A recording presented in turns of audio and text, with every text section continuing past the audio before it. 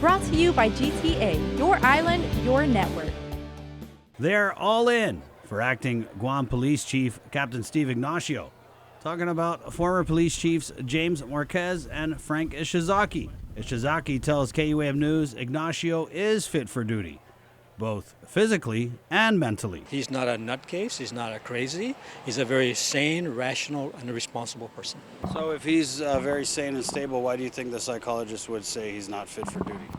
Well, I don't know. I'm not a psychologist. I think she's being cautious, and I don't blame her for doing that because there are some liabilities if you misdiagnose something. And I think perhaps she's concerned about his long-term health concerns, and we all would be. And being a chief, it's a high-stress job. But I think Steve is ready to take it on. Legislative Public Safety Chair Senator Pito Terlahi says he's going to shop around for a second psych eval for Ignacio, something Ignacio has agreed to.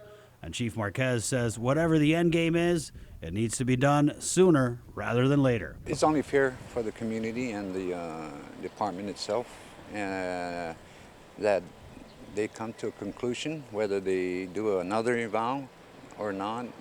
But the senators and Steve, or the chief, need to come to some kind of a conclusion here. Dr. Andrea Lighthizer, the psychologist who declared Ignacio mentally unfit for duty, tells KUAM News if the public could read her full report, they would understand there are ways Ignacio can address her psych eval's findings.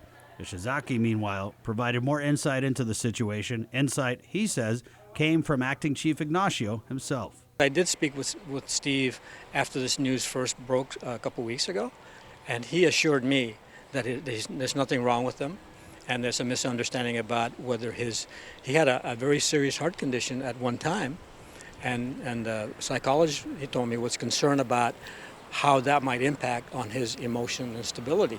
For Guam's News Network, Chris Barnett reports. Brought to you by GTA, your island, your network.